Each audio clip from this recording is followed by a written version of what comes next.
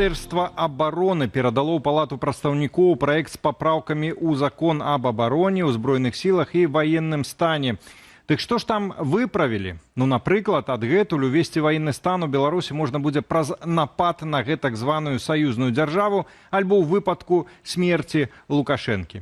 Тым часам паглыбляецца вайсковая інтэграцыя з Крамлём не толькі на паперы, але і на справе. У Беларусь прыбыў першы эшалон з расійскімі вайскоўцамі і тэхнікаю для ўдзелу ў вучэннях «Захад-2025». Тэму працягне Марыя Сысой.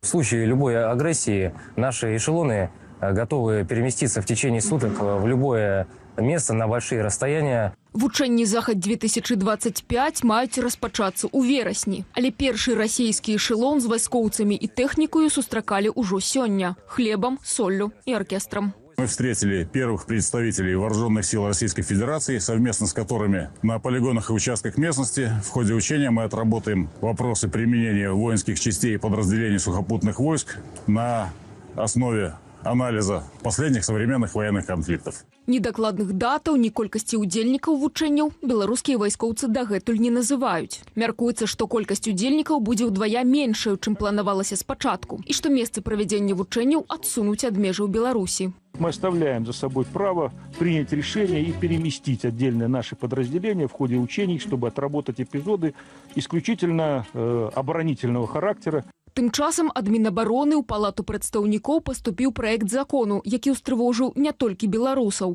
Праект прадугледжвае папраўкі ў 3 законы – аб абароне, аб узброеных сілах і аб ваенным становішчы. Сярод іншага прапаноўваецца павялічыць спіс падставаў для ўвядзення ваеннага становішча. Напрыклад, дадаць пункт пра акт узброенай агрэсіі з боку іншых краінаў супраць саюзнай дзяржавы. Нічога алармістага ў праўках няма. Яны хутчэй адаптуюць заканадаўства пад тыя нормы, што і так уже ў іншым кантэксце прапісаныя.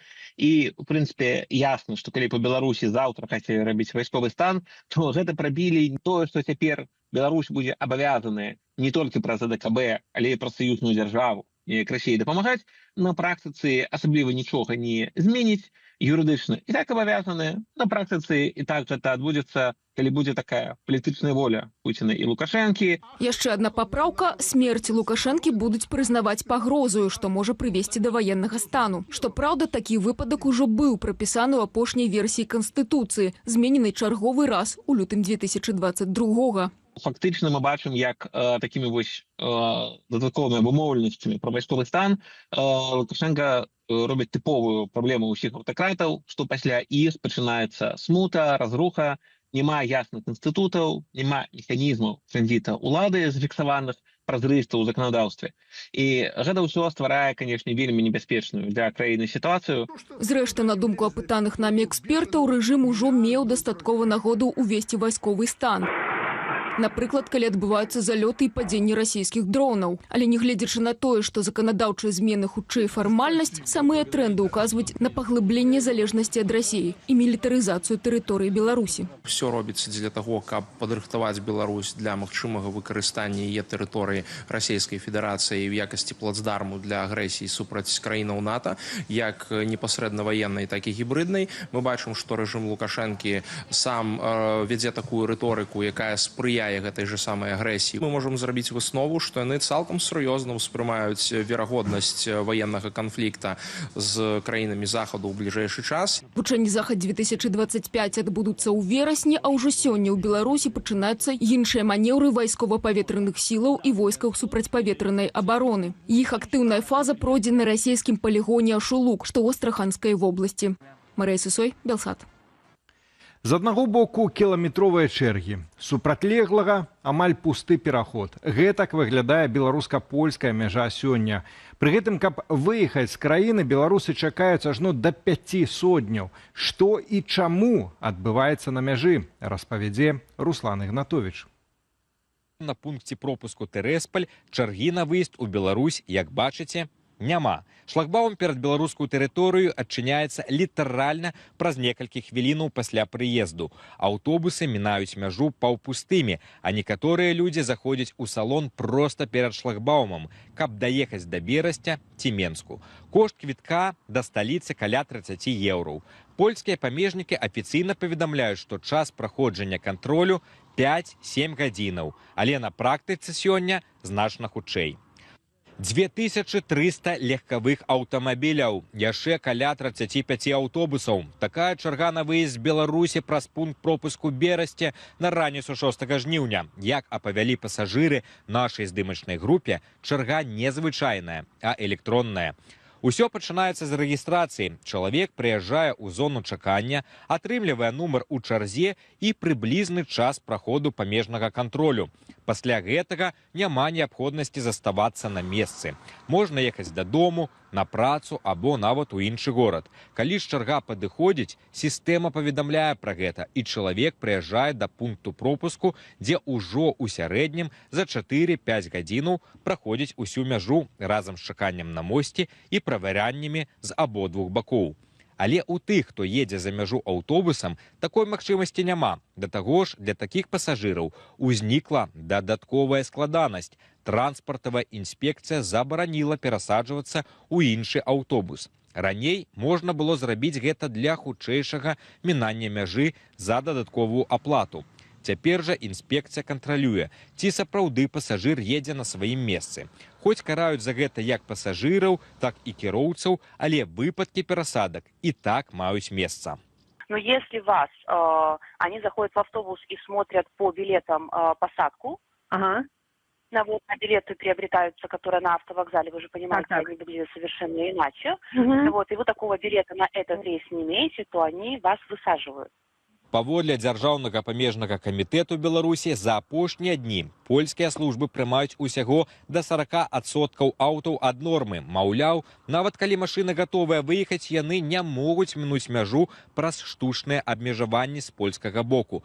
Але, як паведамілі ў каментары Белсату польскія памежнікі, яны працуюць у звычайным рэжыме.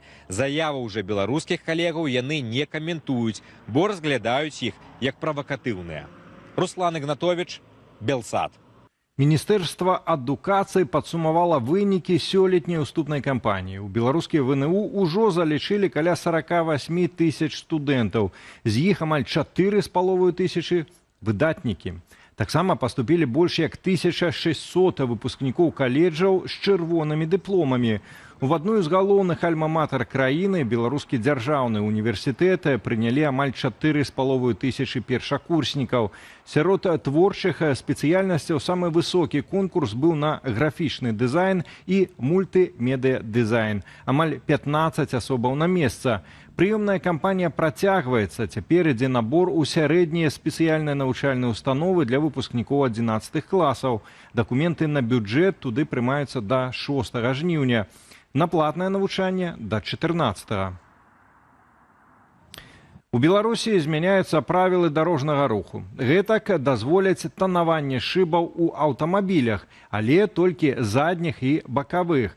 Змяненні ж перадусім закрануць тых, хто абірае ровар альбо электрасамакат.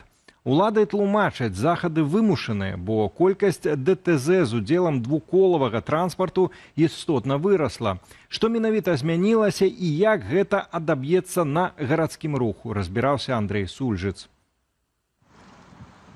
У Беларусі скарэктавалі правілы дарожнага руху. Найперш яны закрануць раварыстаў і самакатчыкаў. Напрыклад, цяпер пры перасячэнні праезнай часткі тыя мусяць спешвацца са свайго транспарту. Такую захаду ўвялі праз павелічэнне колькасці дарожна-транспартавых здарэнняў з удзелам двухколавых. За апошнія 2 гады іх зарэгістравалі каля 900. У большасці выпадкаў вінаваты кіроўца двухколавага транспарту. У него намного раньше возникает момент опасности, и он намного раньше видит автомобиль.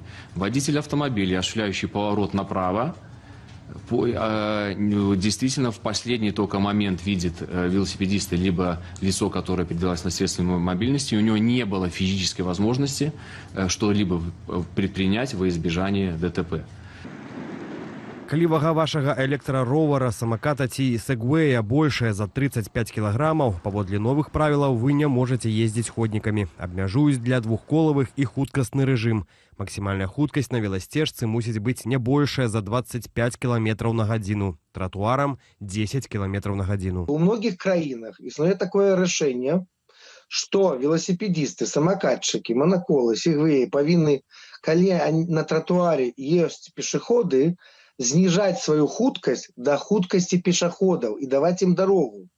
Гэта значыць, што пешаходы маюць першынство. Згодна з новымі правіламі, сродак персанальнай мабільнасці перастае быць такім, калі можа ехаць хутчэй за 25 км на гадзіну. Яму забаронена перамяшчацца тратуарамі, аднак дазволяць ехаць дарогаю. Яго давядзецца зарэгістраваць як мапед або матацыкл. Таксама спатрэбяцца правы кіроўцы адпаведнай катэгорыі. З іншага боку, кіроўцы таксама павінны ведаць, як сябе паводзіць у адносінах да такіх транспартных сродкаў, каб не ігнараваць іх, не выяўляць агрэсіі, быць ветлівымі і акуратнымі. Такім чынам пытанне найперш стаіць у адукацыі ўсіх удзельнікаў руху ў падобных сітуацыях. До 1 верасня 2026 года спросцяць парадак рэгістрацыі такіх транспартных сродкаў у ДАІ. Аднак самі абноўленыя правілы увойдуць у сілу ўжо з сёлетняга 1 верасня. Андрэй Сульжыц, Белсат. Мастак свабоды, беларускага адраджэння і дэмакратыі. Сёння Алесю Пушкіну магло б споўніцца 60 гадоў. Ён памёр 2 гады таму ў гарадзенскай турме пры невысветленых абставінах. Наш наступны матэрыял прысвячаем ягонай памяці.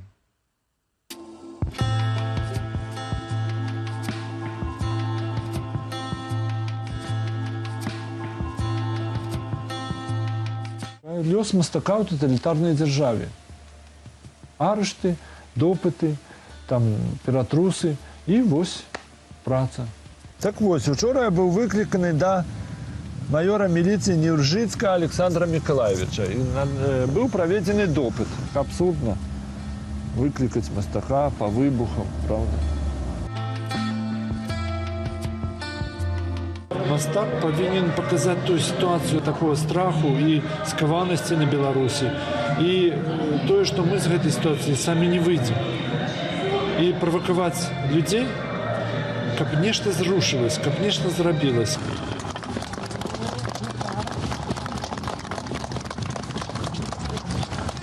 Ганьба гарадскім уладам, якія разганяюць ужо трэці год наш фестываль на крапіўным полі.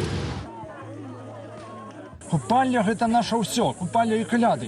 Бо мы не будзем беларусамі, калі мы будзем праваславнымі, католікамі і ўсё. Ні рускія папы, ні польскія ксяндзы нас не зробяць сваімі. Хочу прыцягнуць увагу да становішча на Беларусі, крызіса, пытання мастацтва і ўвогуле палітыкі. Будзе ўзнагароды вручаць Іванка Сурывіла, і я ў спіску гэтых узнагарод. Канешне, гэта вельмі добрая адзнака найперш мне перад сваім сынам, паказаць праўду жыцця свайму хлопчыку.